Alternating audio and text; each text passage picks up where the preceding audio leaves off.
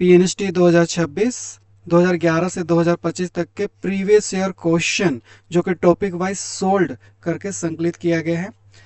Demo के रूप में है जीव विज्ञान अध्याय 2 मानव प्रजनन। टॉपिक है मादा जनन तंत्र। मादा जनन तंत्र में दो तरह से प्रश्न पूछा गया है, एक है आंतरिक जनन अंग से और दूसरा बाह्य जनन अंग से। पहले हमने टॉपिक को समझाया है, फिर प्रश्नों को सोल्व किया है। जैसे कि आंतरिक जनन अंग की बात किया जाए तो यह डायग्राम में आपको सबसे बाहर दिख रहा है योनि या वेजाइना, ये आंतरिक जनन अंग है। इसके बाद अंदर जाएंगे तो गर्भाशय ग्रीवा ये वाला पार्ट आ जाएगा। ये पूरा भाग गर्भाशय कहलाएगा, जिसमें ये गर्भाशय की पेशी दीवार है, गर्भाशय की गुहा है।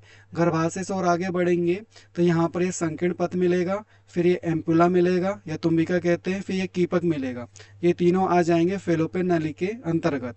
अब इस कीपक से जुड़ा हुआ है फिम्बरी या झालर और इसके पास में क्या है अंडाशय। चलिए सवाल देखते हैं।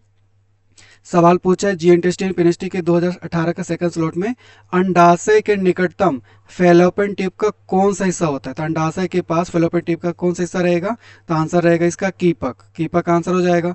संकीर्ण पथ यहाँ पर है, तुम्बिका यहाँ पर है, गर्भाशय ग्रीवा काफी दूर है। इसका आंसर स्पष्टीकरण और डायग्राम पूरा दिया हुआ है। नेक्स्ट क्वेश्चन है 2019 के 30 स्लॉट का। उंगली जैसी बहिर्गत भाग जिसे फिम्ब्रिया कहते हैं खालिस्तान में पाया जाता है। तो ये फिम्ब्रिया जो है ये कीपक वाला भाग है, यहाँ पर पाया जाता है। कीपक या कीप मार्क इनफंडिबुलम इसमें पाया जाता है। फिर यहाँ पर आंसर स्पष्टीकरण और डायग्राम दिया हुआ है। नेक्स्ट क्वेश्चन है पीएनएसटी 2021 जो कि 21/10/2022 को हुआ था। इसका सेकंड स्लॉट क्वेश्चन है मानव मादा जनन तंत्र में अंडे को अंडाशय से गर्भाशय तक किसके द्वारा ले जाया जाता है। अंडाशय से ये अंड बनेगा और ये गर्भाशय है, गर्भाशय गुहा। अब देखिए यहाँ से ये जो फेलोपियन नली है अंडवाहिनी है, इसके माध्यम से ये पहुंचता है। ठीक है, तो आंसर हो गया, स्पष्टीकरण हो गया, डायग्राम हो गए। ये था आंतरिक जनन अंग। अब बाह्य जनन अंग से संबंधित सवाल देखिए, लास्ट ईयर का पूछा है 25 जून 2025 का सेकंड स्लॉट का। निम्नलिखित में से कौन सा भाग महिला के बाह्य जनन अंग का नहीं है, तो इसका आंसर है गर्भाशय। बाकी हिस्सा आप ये देखिए ओस्ट, ये बड़ी भगोष्ठ लेबिया मेजोरा ये वाला पार्ट हो जाएगा, छोटी भगोष्ठ अंदर की तरफ का आ जाएगा, क्लाइटोरिस वाला पार्ट यहाँ पर आ जाएगा। तो ओस्ट और योनि क्षेत्र की बात किया जाए तो ये योनि द्वारा योनि क्षेत्र कहलाता है।